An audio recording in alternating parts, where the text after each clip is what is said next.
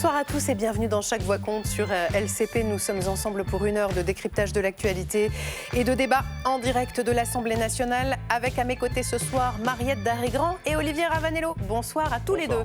Bonsoir Adeline. C'est parti pour le sommaire avec à la une les nuages qui s'accumulent sur l'économie française. La Banque de France abaisse nettement sa prévision de croissance et alerte sur un choc énergétique persistant. La fin de la guerre doit normalement être signée vendredi entre l'Iran et les États-Unis, mais la fin des conséquences économiques du conflit, c'est pas pour tout de suite. Ce que la guerre va vraiment nous coûter, on en parle avec vous ce soir. Thierry Brosse, bonsoir. Bonsoir. Économiste, expert énergie et climat et professeur à Sciences Po. Merci d'être là aux côtés de Simon-Pierre Sanguérac. Bonsoir. Bonsoir. Vous êtes directeur de l'Observatoire de l'économie de la Fondation Jean Jaurès. Merci de votre présence. Et je salue Grégory Carret. Bonsoir Grégory. Bonsoir. Toujours directeur de l'Observatoire de la consommation à Que choisir ensemble. Toujours. C'est le nouveau nom depuis le 22 avril de l'UFC Que choisir. Merci de votre présence Grégory. Mariette, quel est votre mot du jour ? Écoutez, évidemment le mot économie, on va beaucoup en parler. Alors c'est toujours quelque chose d'économie qui nous tombe dessus. Et vous voyez que l'histoire du mot fait un peu le contraire, on verra ça ensemble. Vous nous direz ça tout à l'heure Mariette. Quelle histoire allez-vous nous raconter Olivier ? Un petit bout de l'histoire de Versailles qui a été évidemment pensé, voulu par Louis XIV comme étant un lieu de mise en scène de son pouvoir. On s'apercevra que les présidents de la République s'en servent de la même manière. Dans la deuxième partie de Chaque Voix compte, place à la question qui fâche. Faut-il avoir peur de ces nouveaux OGM ? Le Parlement européen a donné son feu vert cet après-midi à l'introduction en Europe de plantes issues des NGT, les nouvelles techniques génomiques. C'est censé rendre une plante plus résistante à la chaleur et à certaines maladies. Eh bien, nous en débattrons tout à l'heure avec Éric Martineau, député MoDem de la Sarthe, Anne Stambach-Ternoir, députée LFI de Haute-Garonne, et on sera aussi avec Dominique Desclos, qui est chercheuse en agronomie et en génétique à l'INRAE, l'Institut national de recherche pour l'agriculture, l'alimentation et l'environnement. C'est promis, vous ne finirez pas cette émission sans tout savoir et tout comprendre au NGT. Et d'ailleurs, vous pouvez poser vous-même vos questions à nos invités, vous flashez le QR code qui est là, et c'est Olivier Ravanello qui nous transmet vos messages sur le plateau. Tout à l'heure, il y aura aussi Bourbon Express, bien sûr, le journal de l'Assemblée nationale avec Marco Pommier. Voilà pour le menu de ce soir. Installez-vous confortablement, Chaque Voix compte, c'est parti.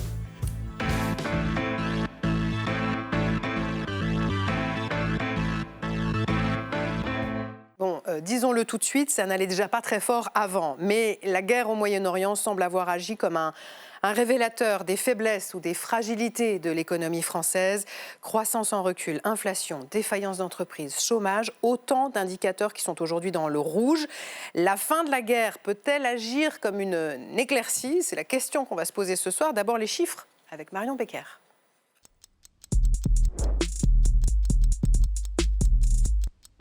Après 3 mois et demi de blocage, les premiers pétroliers iraniens ont franchi le détroit d'Ormuz. Le déblocage annoncé de ce passage stratégique suscite un espoir de relance du commerce et de l'économie. Cet accord de paix qui a été signé, ça doit être le signal de la relance. On doit pouvoir faire en sorte que l'économie française retrouve un chemin de la croissance dynamique dans les semaines qui viennent. Cette guerre entre l'Iran et les États-Unis aurait coûté entre 1 000 et 3 milliards de dollars à l'économie mondiale.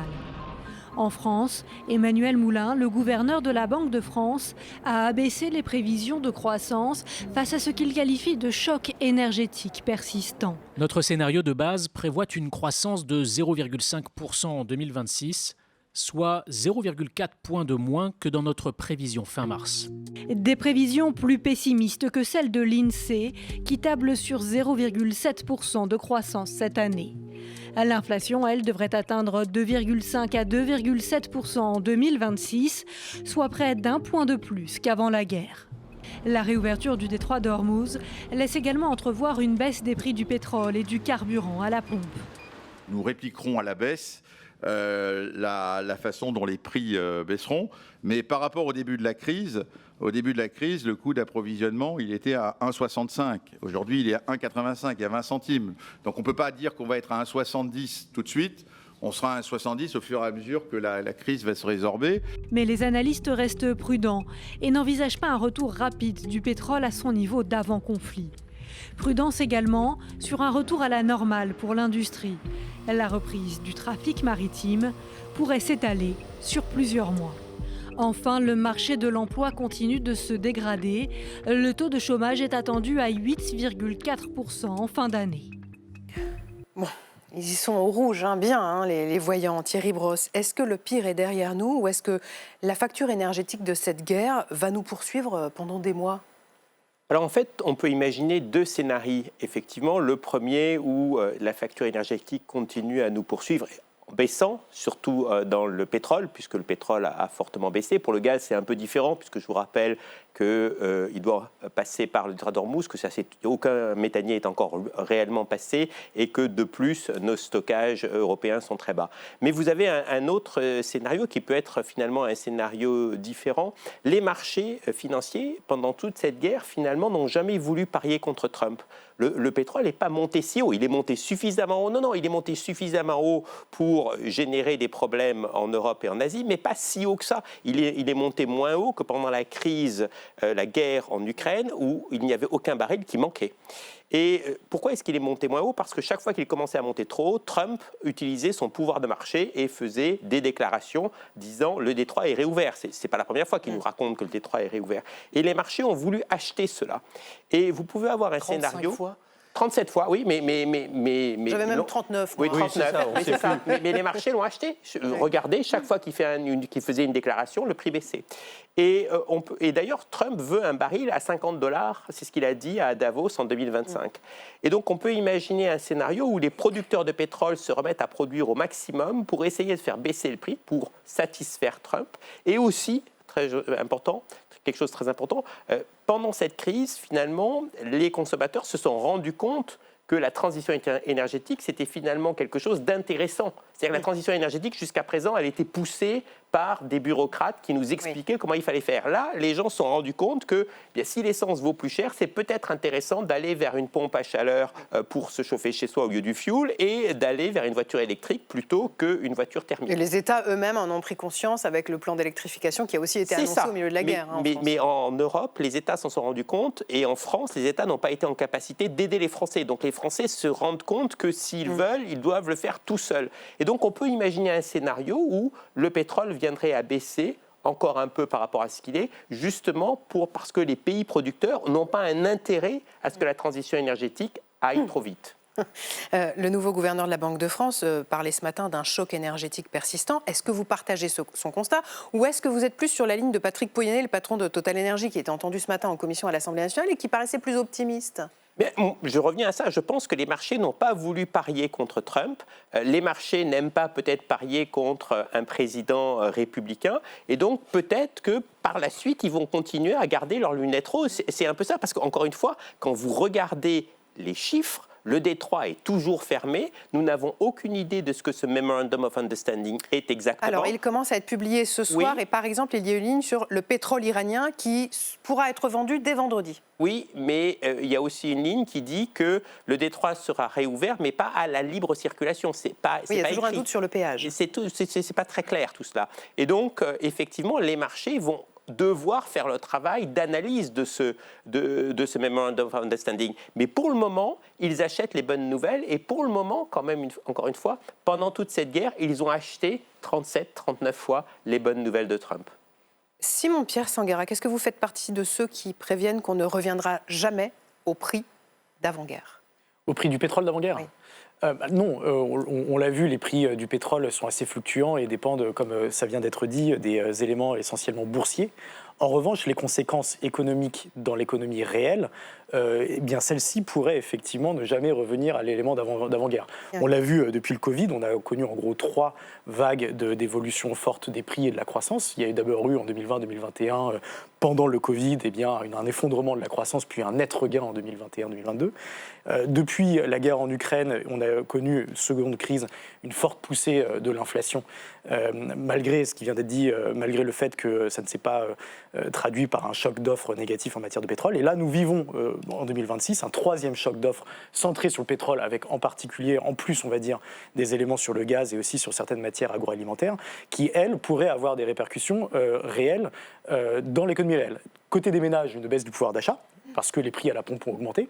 Et aussi, côté des entreprises, une baisse de l'investissement, une réduction des marges, parce que dans les secteurs intensifs en consommation de carburant, c'est un coût supplémentaire qui vient donc réduire leur capacité d'investissement à moyen terme. Grégory Carré, je vous voyais sourire tout à l'heure en écoutant Patrick Pouyanné à l'Assemblée nationale.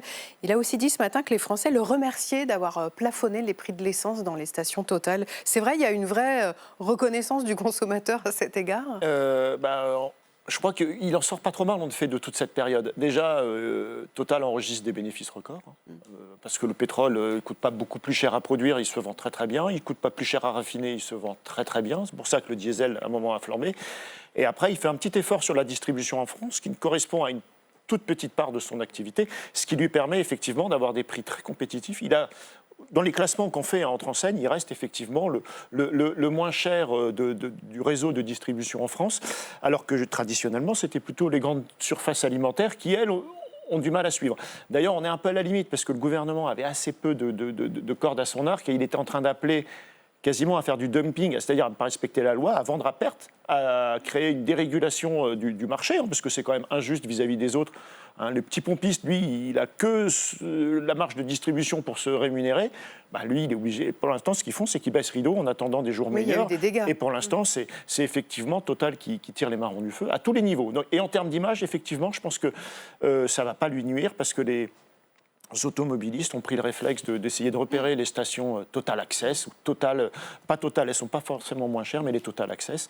Donc en termes d'image, ce qui est un peu injuste, on doit dire, quand même, ils s'en tirent pas trop mal. Maintenant, moi j'ai quand même tendance à penser, à constater que, vous savez, quand le prix du carburant augmente, quand vous devez mettre 1 euro de plus dans votre réservoir, c'est toute l'économie qui en souffre derrière.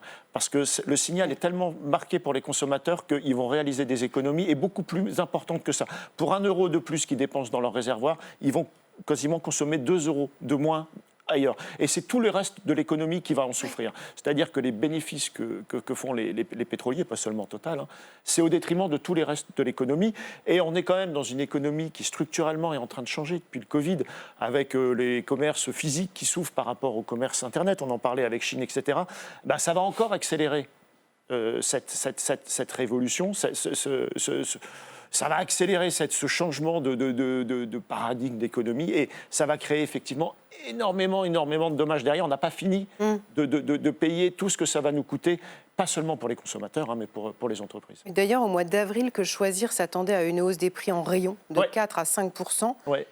Est-ce que cette hausse, vous l'avez constatée ? Non, pas encore. Est-ce que vous révisez vos prévisions à la baisse ? Alors, vraiment, j'ai fait les derniers relevés lundi, et effectivement, pour l'instant, il n'y a pas d'augmentation, vraiment. Sur un énorme panier de plusieurs centaines, enfin même plusieurs milliers de produits, il n'y a pas de hausse. Alors on a échangé avec les professionnels, on a discuté, parce que tout le monde avait à peu près ses prévisions, c'est-à-dire qu'eux ne le communiquaient pas, nous, on se permet de le dire, mais les industriels, la grande distrib, étaient un peu en train de penser que c'était autour de 4-5 ce qu'on aurait. Et ce qui s'est passé, c'est qu'il y a eu une rétention de la consommation très forte, notamment sur les carburants, ça s'est vu. Moins 12% en mai, les dépenses de carburant. Mais c'est parce que ça, on a l'indicateur. Pour les autres, on n'a pas encore les indicateurs. Mais en fait, je pense qu'ils ont constaté qu'il y avait une compression de la consommation, et je pense que les industriels ont, dans un premier temps, demandé des revalorisations des prix. La grande distribution, il y a besoin de réouvrir des négociations pour que les prix pour que les hausses soient répercutées en rayon. Donc il n'y a pas eu la réouverture de ces négociations. Et je pense que ce qui s'est passé, c'est que finalement, ils n'en ont pas demandé tant que ça. Alors même qu'ils subissaient des coûts. Ils subissent des coûts. Les agriculteurs ont des coûts qui flambent. Les engrais coûtent très cher. Les carburants coûtent très cher. L'industrie de transformation, eux, ils fonctionnent beaucoup au gaz. Le prix du gaz pour les professionnels a encore plus augmenté que pour les consommateurs. Donc, ils ont tous subi ces hausses. Et j'ai le sentiment qu'ils sont en train de faire le dos rond. Ils se disent, c'est peut-être pas le moment d'obtenir même des hausses de prix, c'est-à-dire même si vous êtes en train de vendre à perte, parce que vous risquez de payer ça en volume de vente et avoir un effondrement des volumes de vente. Et c'est pour ça que les hausses, il y en aura probablement, mais ils ne vont pas précipiter la machine. Ce sera peut-être, d'après les échos qu'on a, peut-être à l'automne, peut-être même réattendre la prochaine réouverture des négociations. Après, de toute façon, quand il y a une flambée des coûts, le prix juste, effectivement, les consommateurs, au final, va le payer. Il n'y a pas de mystère. Je veux dire, les entreprises ne peuvent pas vivre à perte comme ça. Mais donc, le 4-5%, je pense qu'on va le connaître, mais peut-être un peu plus tardivement. Et je pense que tout le monde, vraiment tous les pans de l'économie font le dos rond en se disant... C'est vrai qu'envoyer un très mauvais signal prix, vous risquez de le perdre en volume et donc vous ne serez au final pas gagnant. Donc peut-être que ce sera un peu moins fort. Et une relativement bonne nouvelle, on a mis à jour, nous, notre indice de l'inflation. On est un tout petit peu toujours en avance sur l'INSEE. Là, ça baisse un peu. C'est-à-dire qu'on a vraiment connu 2 mois où c'était très très fort, surtout à cause de l'énergie.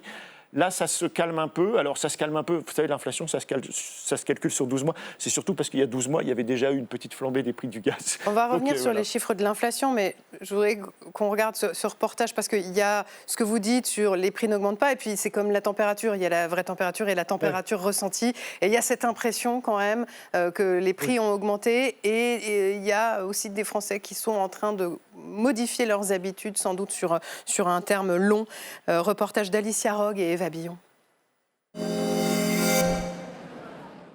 Alors, E10. Voilà, la dernière fois j'ai pris du 98, là je prends du E10. Jongler entre les carburants, le quotidien de Marianne. Pour elle, faire un plein complet est devenu trop cher pour son budget. Alors forcément, elle a tout un tas d'astuces. Je prends pas, plutôt couche de 20 euros. Maintenant, si je sais que j'ai un gros trajet à faire, je vais mettre un peu plus. Mais je vais aller à des endroits très précis. Comme des milliers de Français, Richard aussi a appris à s'adapter. J'ai pris plus de transports en commun et parfois je me suis abstenu de destinations trop lointaines. Pourtant, une annonce pourrait changer la donne. L'Iran et les États-Unis doivent signer un accord mettant fin au conflit. Parmi les mesures prévues, la réouverture du détroit d'Ormuz. De quoi alimenter les espoirs de certains automobilistes. Normalement, c'est ce qui est annoncé. Il devrait y avoir une baisse d'ici quelques jours. C'est pour ça que moi, personnellement, aujourd'hui, je ne vais pas faire le plein, en espérant que ça baisse d'ici cette semaine ou fin de semaine prochaine. Dans cette zone commerciale, les consommateurs se tournent vers les enseignes discount pour limiter les dépenses. Mais malgré cela, les prix ont continué d'augmenter. Alors difficile pour eux d'imaginer un recul majeur du coût de la vie. Depuis qu'on entend parler de ça, c'est un soulagement, mais est-ce que ça va durer? J'ai pas grand espoir. Je pense qu'il y aura certainement une reprise du conflit. J'espère qu'il n'y aura pas encore des augmentations, il y aura pas... Et en plus, on en a marre des conflits, on en a marre des guerres, et on espère avoir de la paix dans tout le monde et vivre tranquille. D'après l'INSEE, le pouvoir d'achat des Français devrait reculer de 0,3% cette année, l'inflation ayant augmenté beaucoup plus vite que les salaires. Simon Pierre Sanguérac, je me regarde, je me désole, je me compare, je me console. Si on regarde l'inflation en Europe, on voit que la France, finalement, elle s'en sort pas si mal. L'Allemagne affiche une inflation en mars de 2,8%, l'Espagne de 3,3%, quand nous, on est à 1,7%. Comment est-ce que la France est parvenue, finalement, à contenir la hausse des prix ? Alors, il y a plusieurs mécanismes, et c'est peut-être un peu technique, parce qu'au fond, l'enjeu essentiel, c'est de voir comment la hausse des prix de l'énergie se diffuse dans les autres secteurs de l'économie. Et l'économie française a une particularité, notamment sa désindustrialisation, qui fait que l'inflation se diffuse moins rapidement aux autres secteurs, puisqu'elle est plus désindustrialisée que les deux pays que vous avez mentionnés, à savoir l'Espagne et l'Allemagne. Cela étant dit, l'inflation, il faut comparer à cette inflation aussi le niveau de vie. Et ce que vient de montrer votre reportage, c'est aussi que les Français, bien que l'inflation soit plus faible qu'ailleurs, ressentent une très grande difficulté.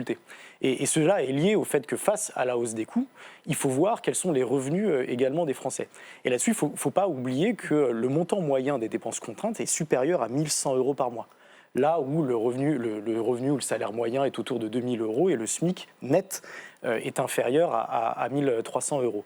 Donc en réalité, bien que l'inflation soit plus modérée en France qu'en Allemagne ou qu'en Espagne, il est quand même particulièrement difficile pour les consommateurs de subir cette hausse. On l'a dit il y a un instant, cette hausse, pour l'instant, n'a pas été répercutée au-delà des prix de l'énergie dans les prix alimentaires, mais les prix alimentaires, notamment depuis 2021-2022, ont cru de plus de 25%.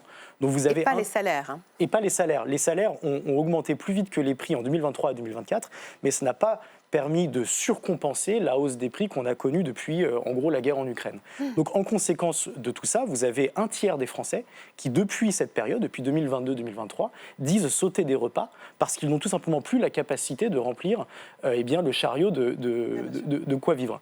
Par ailleurs, on l'a aussi vu dans le reportage, vous avez pas mal de Français qui n'ont plus les moyens de faire un plein. On a vu cette dame qui fait des semi-pleins, elle met 20 euros, et un autre qui indique préférer les transports en commun. Donc les Français, du fait de la cherté de la vie, même si l'inflation aujourd'hui est inférieure aux pays voisins, eh bien, sont quand même obligés de se contraindre parce que tout simplement, ils sont dans un niveau de précarité qui peut être supérieur à ce que connaissent nos voisins espagnols et nos voisins allemands. Thierry Brosse ? Oui, alors moi je ne suis pas un spécialiste de l'inflation, mais il y a un élément qui est essentiel et qui est différent entre tous ces pays et la France, c'est le nucléaire.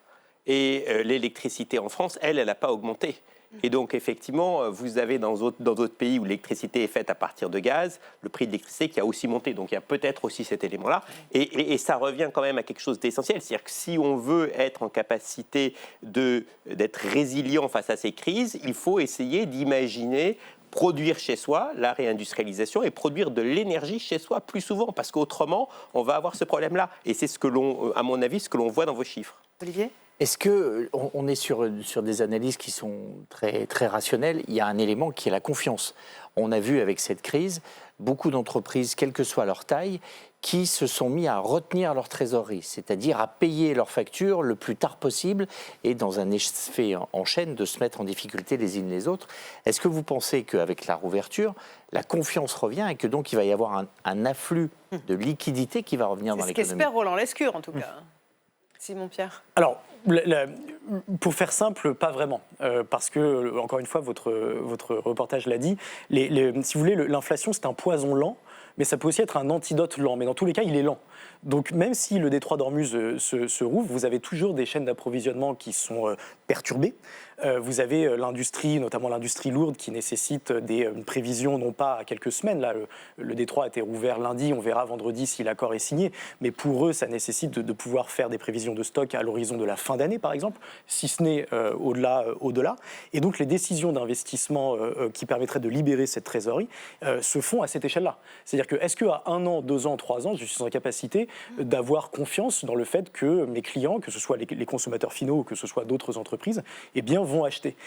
Aujourd'hui, ce n'est pas forcément le cas. Donc il faut voir, moi je pense qu'on a les chiffres du second trimestre de croissance, il faut à mon avis attendre au moins septembre, c'est-à-dire laisser passer les grandes vacances qui sont souvent une bonne nouvelle pour l'économie de services. Il faut laisser passer cet été pour voir si au niveau de l'industrie, il y aura bien un moteur qui structurellement est rouvert. Sur justement les chiffres de la croissance annoncés cet après-midi par l'INSEE, donc 0,3% au deuxième trimestre après un recul de 0,1 au premier trimestre.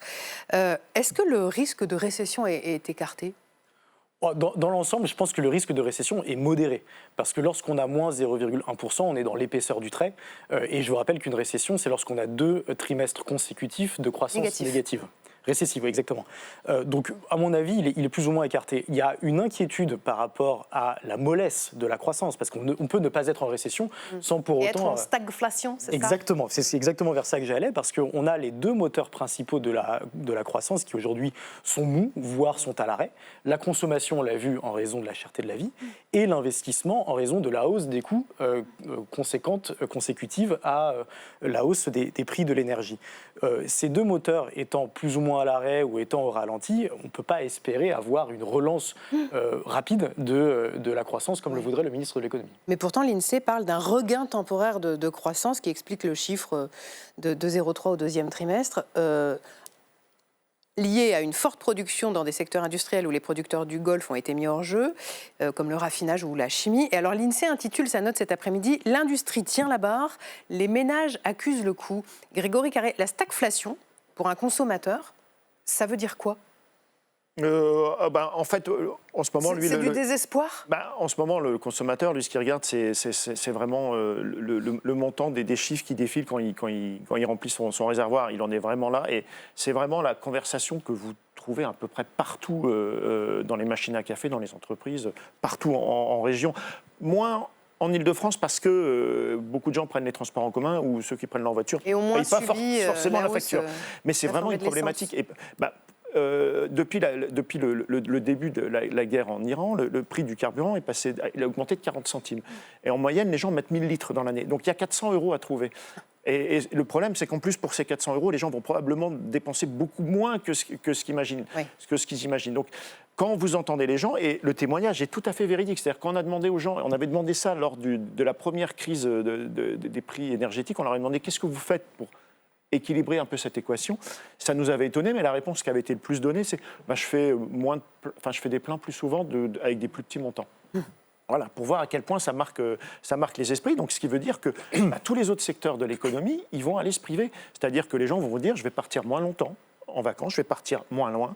Les dépenses de plaisir et même d'esthétique, etc., je vais rogner dessus, et beaucoup plus que ce que je mets dans mon réservoir. Donc, je pense que le coup de frein va être beaucoup, beaucoup plus fort. Puis, quand on parlait des prévisions, moi, je n'ai pas souvenir d'avoir de toute façon jamais des prévisions qui n'aient pas été corrigées dans les mois qu'on suivit en disant on a été trop optimiste. Je pense que délibérément, l'exercice de faire des prévisions, on surestime pour faire passer le budget. C'est l'exercice habituel, donc 3 mois, 4 mois d'ailleurs, après, si on se souvient bien, post-Covid, à peu près toutes les banques centrales s'étaient plantées. Ouais. Est-ce qu'on peut vraiment faire confiance au modèle économique, là, dans des situations aussi fluctuantes et puis la problématique, c'est qu'on est sur du très très court terme, parce que, vous l'avez dit, là, il y a quand même, ça pose des questions.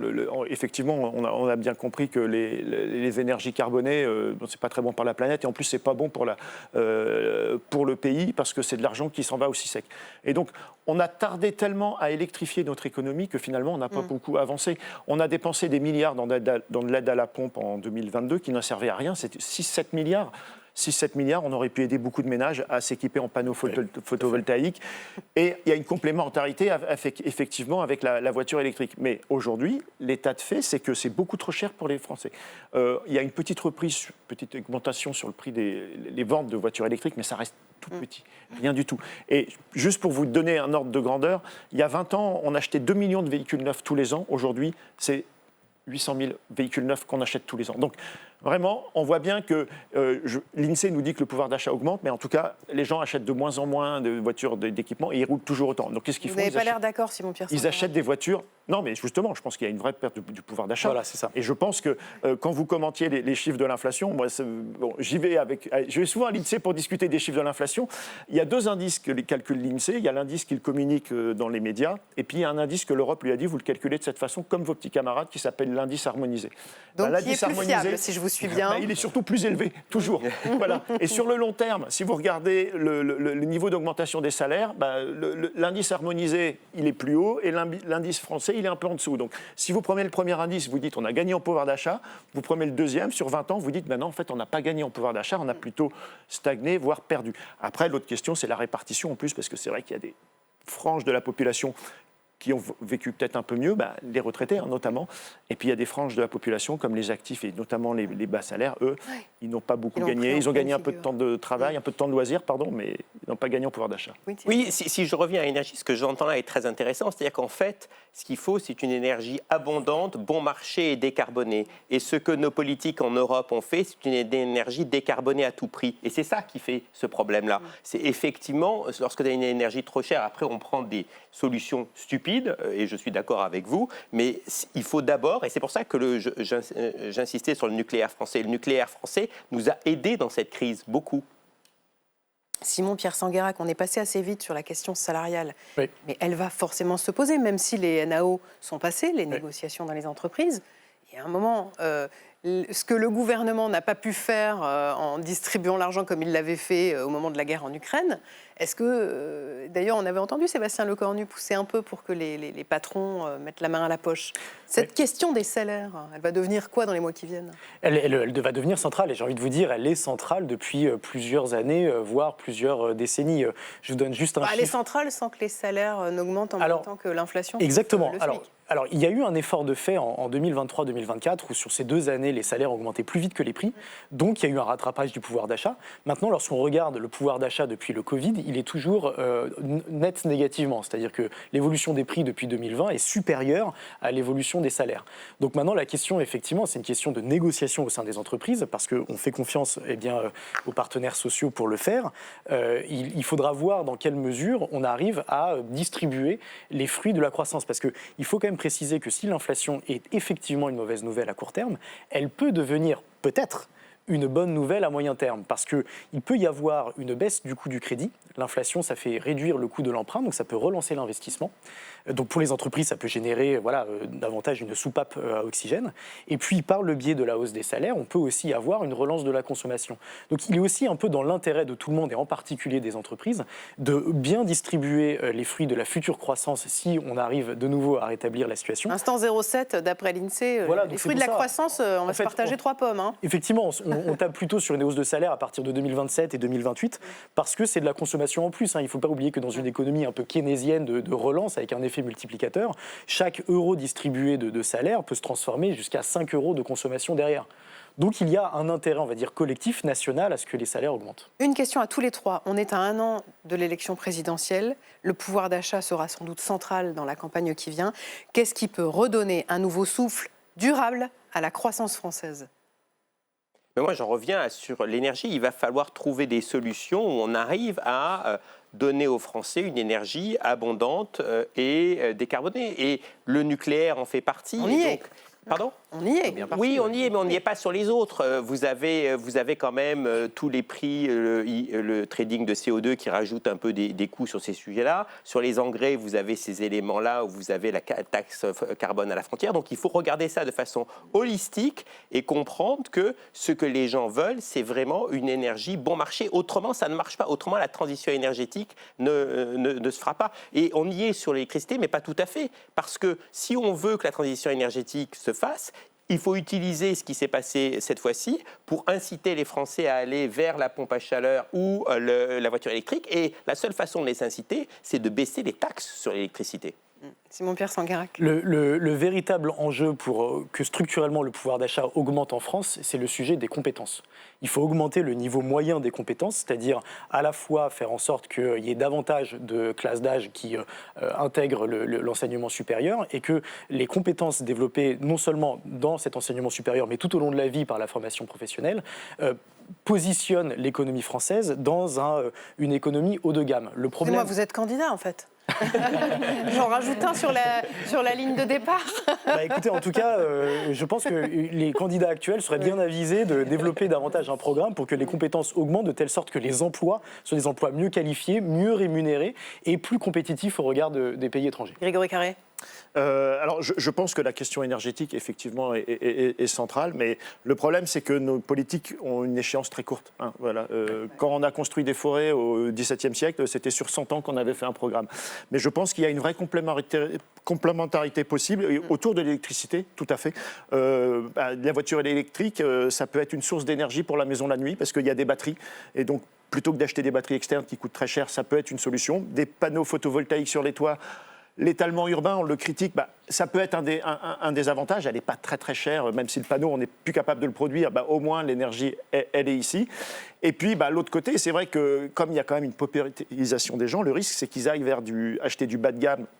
Voilà. Donc, on l'a vu, les plateformes chinoises nous ont quand même inondé de produits qui n'étaient pas de qualité, avec un signal prix qui est trop fort, avec des consommateurs qui tirent un peu la langue. Là, ça manque un peu d'éclairage. Et c'est vrai que les mesurettes qu'on a pu commenter ensemble sont peut-être pas à la hauteur de l'enjeu pour toute l'économie française. On a parlé tout à l'heure du ministre de l'économie. Je vous présente la sémiologue de l'économie, c'est Mariette Darigrand avec son mot du jour tout de suite.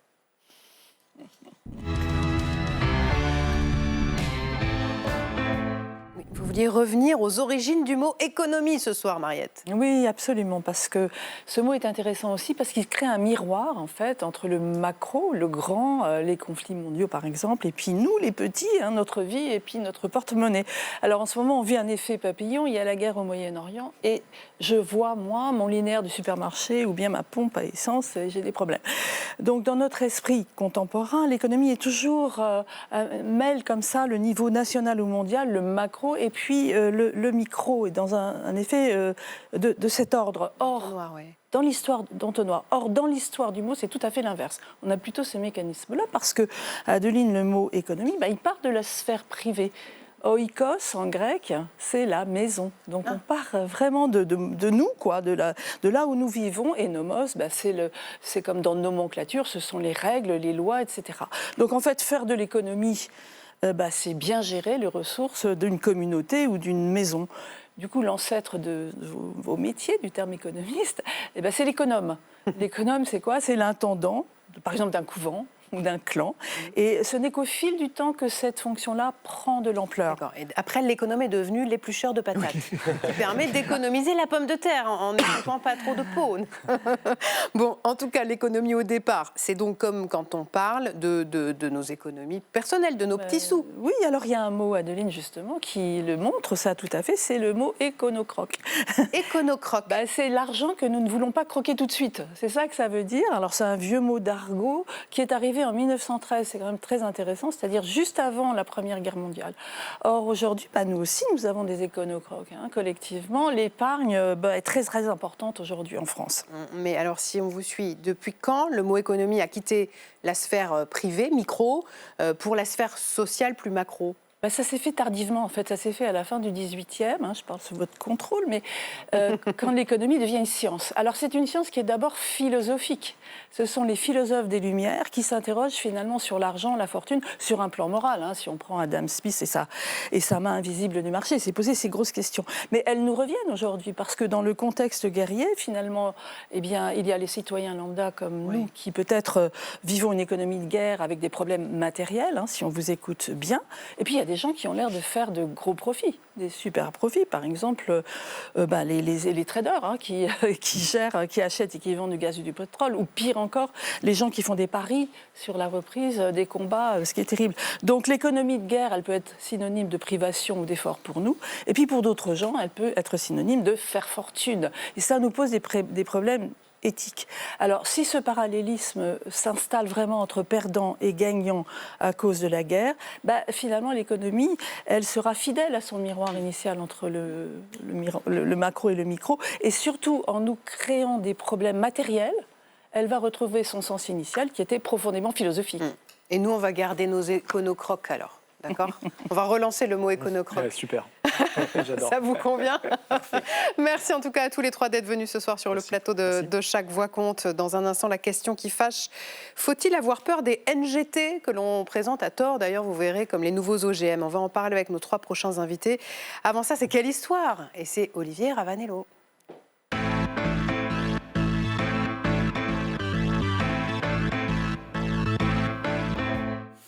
Si Versailles m'était montré grâce à Olivier Ravanello ce soir, on le sait, Donald Trump est attendu ce soir à Versailles pour un dîner de gala avec Emmanuel Macron. Alors non, officiellement d'ailleurs, c'est pas un dîner de gala, c'est ce qu'a expliqué le président de la République. Il s'agit en fait de fêter les 250 ans de l'indépendance américaine avec un peu d'avance. Ce qui est sûr, Olivier, c'est que Versailles, c'est un fantastique écrin pour faire de la politique en fait. Bien sûr, parce que lorsque Carlos Ghosn ou un oligarque russe loue Versailles ou vole le vicomte, ça ne raconte rien, ça ne dit rien, si ce n'est « regardez comme je suis riche » et puis « amusons-nous comme à l'époque du Roi Soleil ». Tout ça est assez dérisoire. Ça, c'est les images du mariage de Carlos Ghosn. Et assez enfantin. Mais en fait, lorsque ce sont des présidents de la République française qui s'en servent, évidemment, ils s'en servent pour faire de la politique en disant une chose très simple à ceux qui le reçoivent. Vous êtes dans le château, dans une nation qui a inventé la mise en scène du pouvoir. Et à l'heure des réseaux sociaux, évidemment, que ça prend encore plus de sens. Versailles et les USA, c'est une longue histoire qui a commencé avec De Gaulle, qui reçoit à Versailles le couple Kennedy. Regardez, c'était en 1961. Versailles était le dernier décor et le dernier acte de la visite du président des États-Unis à Paris. Et à travers cette admirable toile de fond, on a pu voir le général de Gaulle et Madame Kennedy ouvrir le cortège qui allait, circonstance dont la rareté fait aussi le prix, dîner dans la Galerie des Glaces. Alors Pompidou, homme de culture, va aussi utiliser le château pour recevoir la reine Elisabeth II. VGE, qui a eu l'idée des tout premiers sommets des grands pays industrialisés, ne va pas forcément s'en servir. C'est Mitterrand qui va surprendre son monde en décidant en 82 d'organiser le G7 à Versailles. Là encore, à ce moment-là, le monde se demande qui il est en se disant il y a un président de gauche qui a fait alliance avec des communistes à Paris. Est-ce que ce n'est pas un rouge qui serait à l'Élysée ? Il reçoit des ultralibéraux, en l'occurrence Thatcher et Reagan, à Versailles, pour leur faire passer un message très simple. La France est toujours du côté de l'OTAN, la France restera un allié fidèle. Au fond, la France, c'est la France et ça ne change pas. Et ce message-là, il le repassera alors de manière complètement différente au moment du bicentenaire de la Révolution, en invitant la Marseillaise au cœur du château de Versailles. La République en marche sous les lustres de la royauté.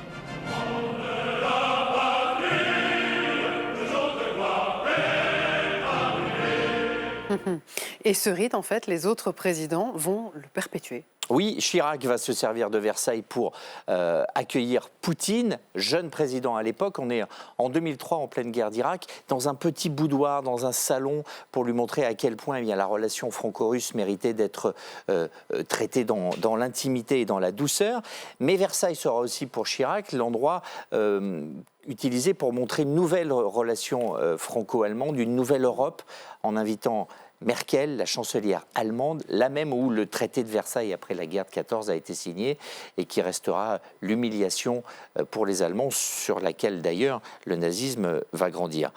François Hollande, lui, de manière plus sobre, va se servir de Versailles pour accueillir un nouveau président chinois, président montant, d'une nation montante et qui depuis est monté plutôt vite, le président Xi. Et à ce moment-là, il y a évidemment une réception et énormément de patrons qui sont présents. Mais c'est Emmanuel Macron qui va en faire un usage plus régulier avec Xi, avec Poutine aussi pour essayer de le séduire, mais ça ne va pas fonctionner. Et de fait, en 2022, Versailles sera le théâtre d'un sommet européen d'urgence pour apporter tout son soutien à Zelensky. Ce soir, là, il est dans les airs, il va bientôt se poser. Oui, il arrive déviant. Qui va arriver. Il est fasciné par les ors du pouvoir, il est fasciné par la mise en scène. Ce sera aussi l'occasion de lui faire un petit rappel historique, lui dire que c'est ici même, à Versailles, que la toute jeune République américaine a été reconnue par un Louis XVI qui, à cette époque, va dépenser une fortune, convaincu par Lafayette qu'il faut aider cette jeune nation contre la grande rivale, la Grande-Bretagne. Et beaucoup d'historiens ne manquent pas de rappeler que tout cet argent dépensé par des finances publiques de l'époque déjà plutôt mal en point, aura été la goutte d'eau qui a fait basculer la monarchie, sans doute, et déclencher la Révolution. Merci Olivier. On passe à la question qui fâche.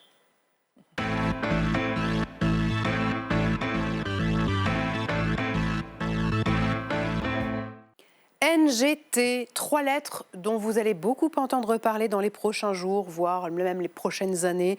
Nouvelle technique génomique. Le Parlement européen a dit oui aujourd'hui à un assouplissement de l'interdiction des OGM, ce qui va permettre d'utiliser ces NGT dans l'agriculture européenne. C'est une décision historique et une innovation qui divise le monde agricole et la classe politique aussi. On va en parler avec vous, Éric Martineau. Bonsoir.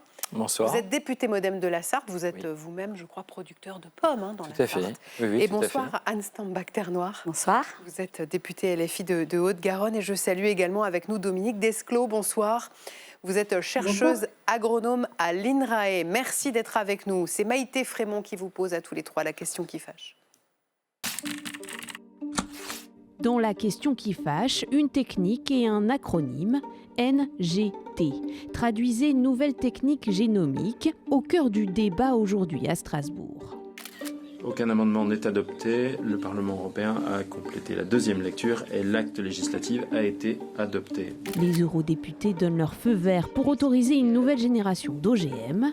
L'enjeu pour la Commission européenne, soutenir l'innovation et rester compétitif, car les brevets sont aujourd'hui quasiment américains. Il ne s'agit pas, contrairement à ce que disent certains, d'importer le modèle américain, d'importer le modèle brésilien des nouvelles techniques génomiques, mais au contraire de créer un modèle souverain de nouvelles techniques génomiques qui servira nos agriculteurs, leurs revenus, nos rendements et notre souveraineté alimentaire. Mais de quoi parle-t-on ? Il s'agit d'une technique permettant de modifier le génome d'une plante, d'un fruit ou d'un légume sans introduire d'ADN étranger, contrairement aux OGM de première génération. L'objectif est de développer des variétés plus résistantes ou plus adaptées à la sécheresse par exemple. Novateur pour les uns, alarmant pour d'autres. Hier, à l'appel de la Confédération paysanne, ils étaient une centaine d'agriculteurs, français, allemands et italiens, tous présents pour protester contre et demander des mesures sur la traçabilité des semences. Dans 10 ans, eh bien, là où on a 50 ou 100 plants de tomates, il n'y en aura que 4 ou 5, ce sera plus cher et ils seront tous entre les mains de Monsanto, de Syngenta, de Corteva, des grandes multinationales qui n'ont aucun rapport avec l'agriculture. Alors la question qui fâche ce soir, la voici. Ces OGM nouvelle génération pour nourrir la planète, innovantes ou inquiétantes ? Avant de me tourner vers les députés, je vais d'abord me tourner vers vous, Dominique Desclaux. Je vais vous demander d'être très pédagogique pour qu'on comprenne bien l'enjeu de ce soir. D'abord, quand et comment est-ce qu'on a découvert ces nouvelles techniques génomiques ? Alors, ça date maintenant un petit peu, puisqu'on va être dans les années 95-96, où on commence au niveau scientifique à en parler, avant que ça se développe beaucoup plus et qu'on arrive à trouver notamment ces fameux ciseaux moléculaires, le CRISPR-Cas9, dont je pense la plupart des personnes ont entendu parler, puisqu'il y a eu 2 prix Nobel là-dessus. Dont un Français, la Française Emmanuelle Charpentier, qu'on peut saluer quand même. Prix Nobel en 2020. Tout à fait. Donc ça part de cette biotechnologie. Mais pourquoi est-ce qu'aujourd'hui on en parle comme des nouveaux OGM ? Quelle est la différence entre les NGT et les OGM ? Alors, la différence est relativement simple puisqu'elle est sémantique. Un OGM est un organisme génétiquement modifié, donc on parle d'organisme. Les NGT, comme leur nom l'indique, sont des techniques de modification du génome qui vont du coup amener à des organismes génétiquement modifiés. Je vais être très claire dès le début, mais dire que une plante issue de NGT n'est pas un OGM est une erreur sémantique, tout simplement. Parce que ça reste une manipulation génétique, en fait. Tout à fait, tout à fait. D'accord. On appliquerait cette technique, cette NGT, à quelle plante, à quel produit ? Alors, en théorie, on peut appliquer ces techniques à toutes les espèces, puisqu'on les applique aussi bien aux humains qu'aux animaux, qu'aux végétaux et aux micro-organismes, puisqu'une loi aussi est en cours au Parlement là, sur les micro-organismes génétiquement modifiés, les MGM. Donc finalement, tout ce qui contient de l'ADN, donc tout ce qui est vivant, peut être génétiquement modifié. Au niveau des plantes, on va essentiellement avoir les plantes dites majeures, les espèces dites majeures, c'est-à-dire que l'on connaît bien le maïs, le soja, le riz, le blé, qui étaient déjà des plantes sur les pommes. On peut aussi en faire sur les pommes. Mais pour l'instant, il y a un producteur de pommes sur le plateau. Oui, tout à fait. Les pommes aussi, oui, il y en a qui commencent à travailler là-dessus. Mais disons que sur ces principales espèces de grandes cultures, on va dire que c'est là-dessus que les OGM ont déjà commencé et que les NGT aussi se mettent en place. Olivier, question ? Est-ce que ça n'est pas une version plus moderne d'une greffe ? Est-ce qu'un brugnon est un OGM ? Est-ce que la Quintinie ne faisait pas déjà la même chose ?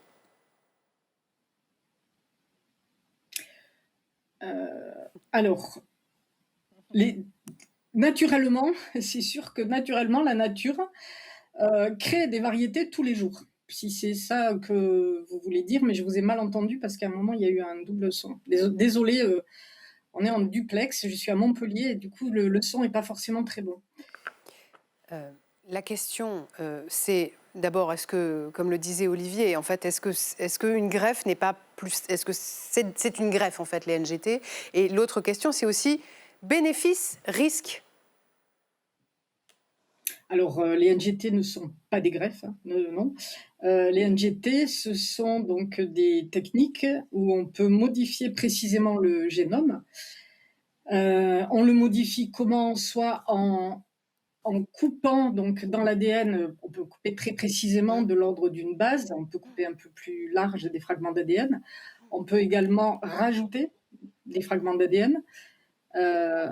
Et on peut, voilà, il y a des techniques également de mutagénèse qui rentrent dans ces nouvelles techniques génomiques qui sont considérées comme cela.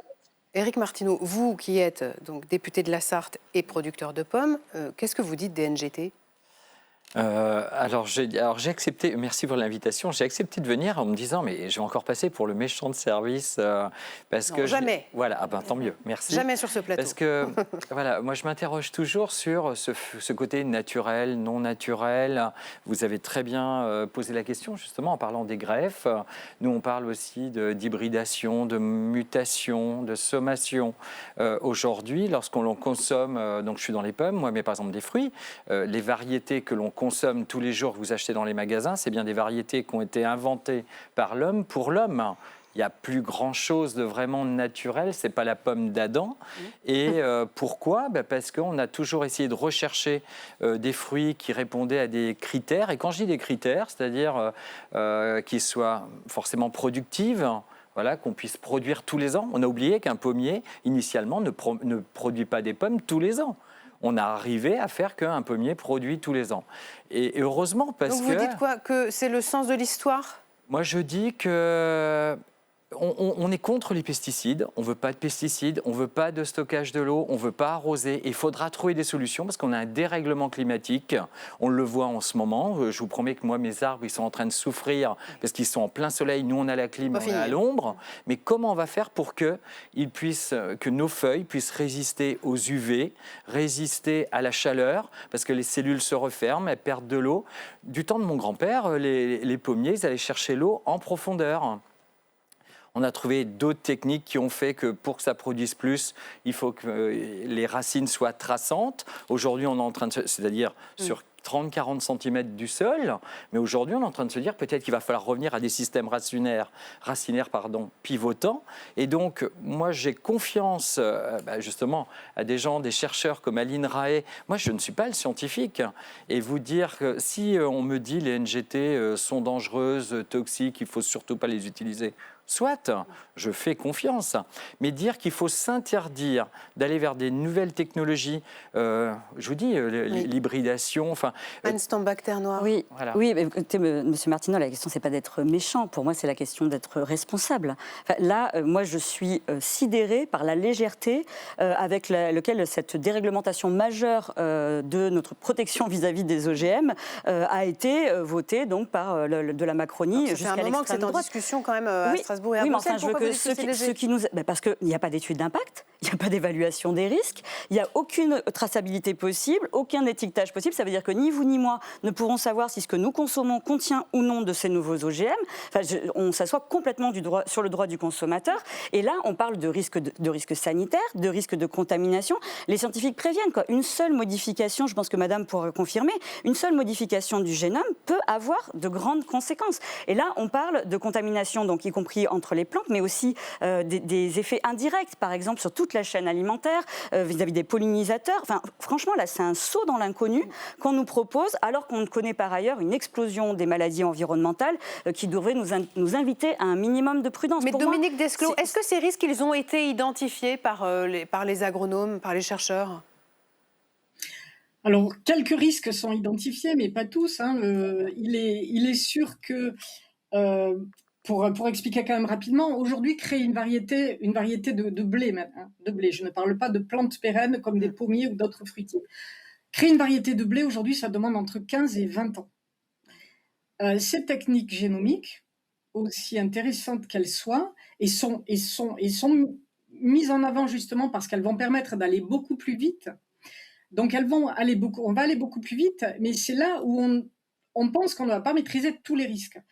Et justement, c'est cette vitesse qui fait aussi que on ne peut pas dire que ce soit équivalent à ce que l'on pourrait trouver dans la nature, puisque voilà, les NGT1 sont aujourd'hui considérées réglementairement comme équivalentes à ce qui pourrait avoir lieu naturellement. Oui, c'est-à-dire que pour être clair, une pomme de terre, par exemple, une pomme de terre, elle va générer elle-même un gène résistant à la sécheresse, mais ça va mettre des décennies et des décennies, là où les NGT vont permettre demain d'avoir une patate résiliente à la chaleur. C'est ça, je ne me trompe pas ?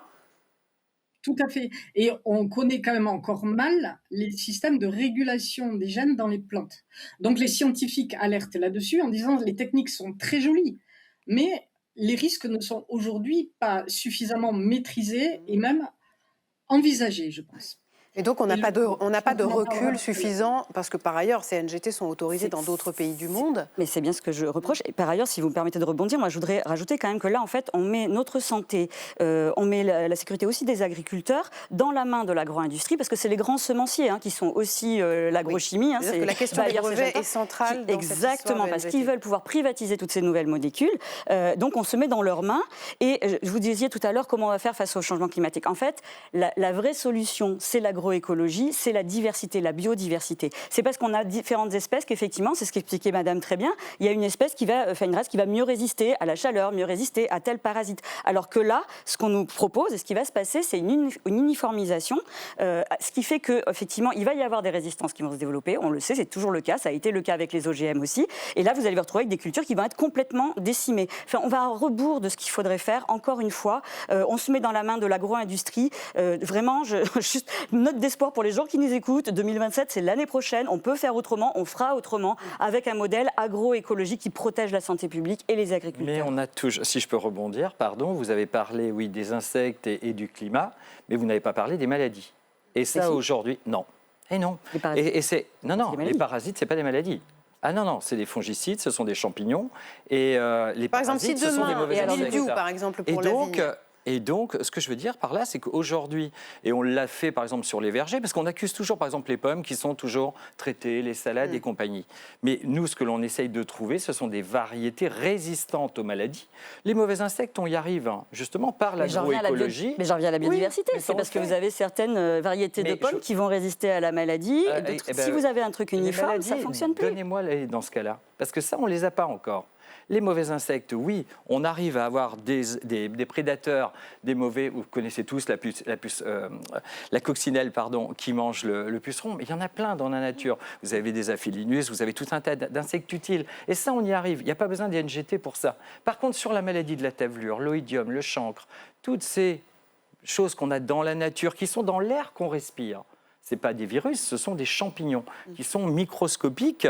Eh bien, ces champignons, aujourd'hui, alors sur le blé, vous avez d'autres maladies, sur le maïs, ils ne sont pas contraints. Mais comment on va faire ? On peut aussi se poser la question, comment faire pour éviter d'avoir des pesticides qui eux-mêmes polluent la qualité de l'eau, le sol, l'environnement. Je ne dis pas que les NGT sont la solution. Mais il faut peut-être donner la possibilité à nos chercheurs, les techniciens de l'INRAE, de trouver des solutions. Mais oui, d'accord, mais vous avez entendu, madame, les risques qu'on court là, et vous, ça ne vous pose pas de problème, par exemple, que les gens qui achètent vos pommes ne pourront pas savoir si, oui ou non, elles contiennent de ces... c'est quand même un gros problème. Mais je n'ai pas dit que c'était bien. Justement, c'est exactement ce que veut l'agro-industrie et tout le système. Après, il y aura une transposition en France. Pas moyen de savoir. Est-ce que, par exemple, dans le cas d'une transposition en France, vous voulez ajouter un étiquetage pour les consommateurs? Parce que pour l'instant, l'étiquetage ne serait prévu que sur les semences achetées par l'agriculteur. Oui. Non, mais ça me paraît évident que le consommateur, que le consommateur soit au courant de ce qu'il mange. Vous savez, sur l'étiquetage, nous aussi, on a. En l'état, ce n'est pas prévu dans le texte qui a été voté à Bruxelles. Je n'ai pas dit que j'aurais voté peut-être comme ça aussi. Moi, je suis convaincu que oui, le consommateur doit être informé, y compris sur l'origine.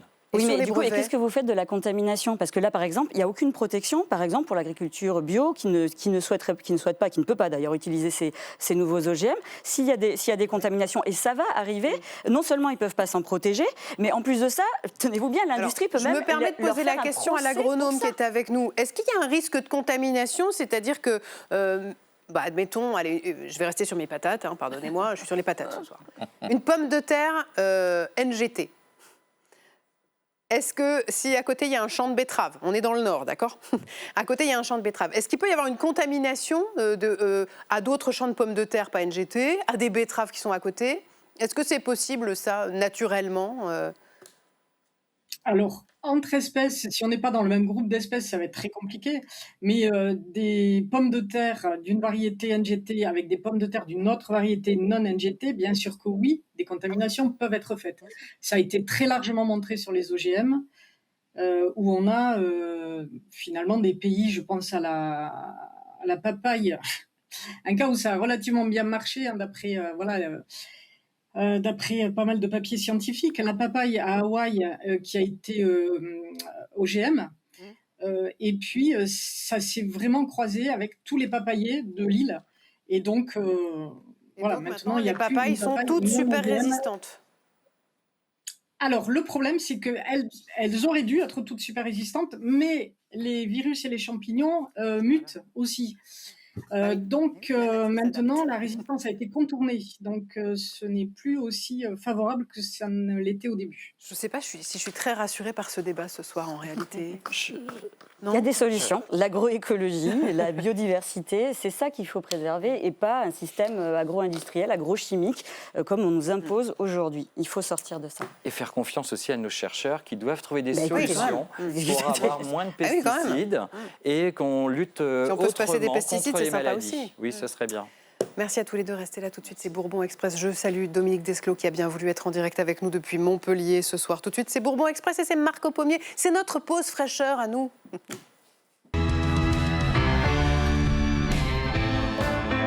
Quel accueil. Bonsoir Marco.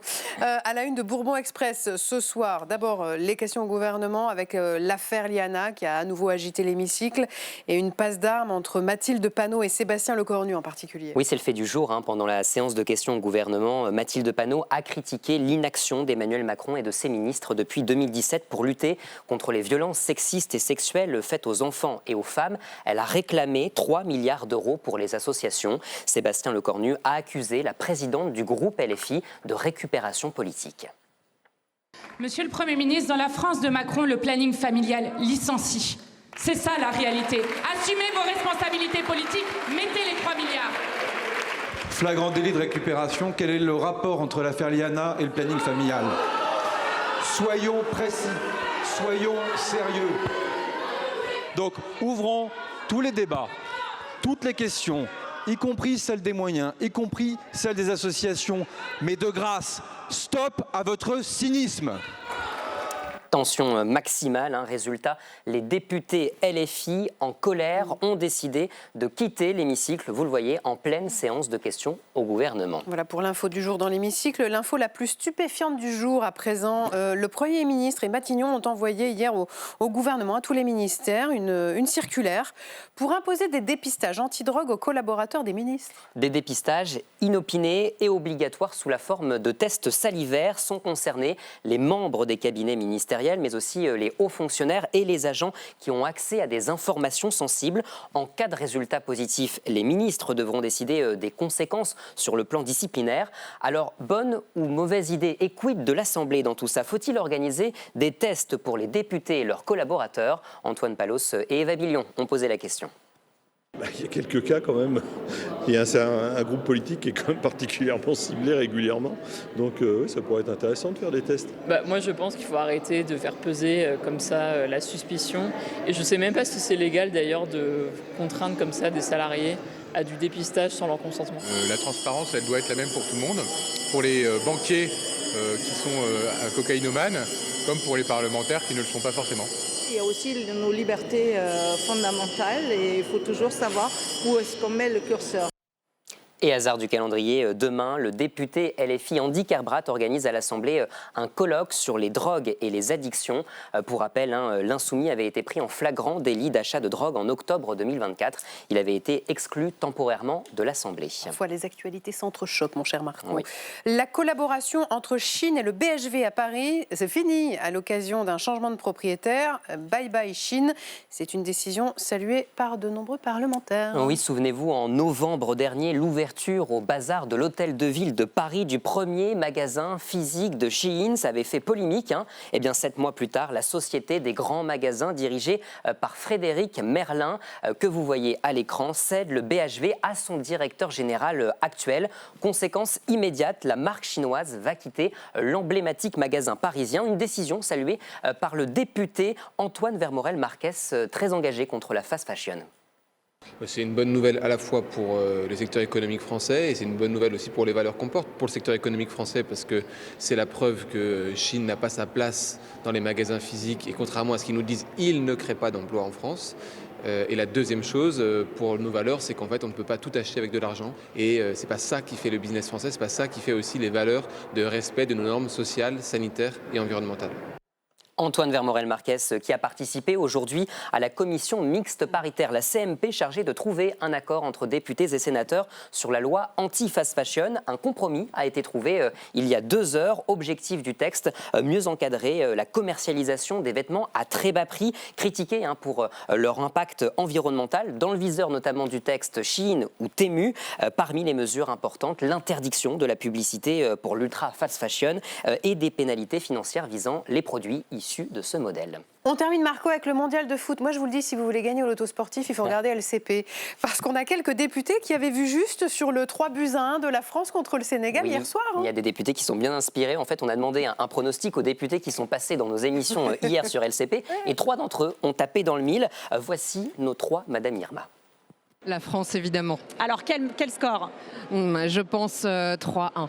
Je ne sais pas ce que je gagnerais si je trouve le résultat, mais 3-1. Oh, allez, 1-3-1. 3-1 pour la France. Pour la France, oui, pardon, ça me semble évident. Bon, franchement, bravo à eux. On va J'aurais dû jouer. Oui, parce que moi, c'était pas du tout mon pronostic. On va peut-être aller les revoir la semaine prochaine pour leur demander leur pronostic sur France-Irak, c'est lundi. France-Irak, vous avez un pronostic, Ah oui, parce qu'on pourra vous La France-Irak, là, on va leur mettre quelque chose quand même, ouais, pareil. Allez. Au moins 3-1, pareil. 3-1 Ouais, ils sont capables de refaire. Ou 4 même. Il faut choisir. 3-0 4-1, 3-0. Ok. 4-1, 3-0. Même différence de but, en tout cas, entre vous deux. Merci d'être venus ce soir sur le plateau de Chaque Voix Compte. Merci à Mariette et à Olivier. Bon, merci à Marco aussi. Oui, mais c'est gentil. Même s'il a perdu hier le pronostic. Et merci à vous de nous avoir suivis. Chaque Voix Compte est rediffusée tout à l'heure à 23h30 et vous la retrouvez à tout moment aussi, cette émission, sur lcp.fr. Dans un instant, les programmes de la 8, les programmes de LCP. Nous, on sera là demain en direct à 19h30. On vous souhaite une excellente soirée. À demain.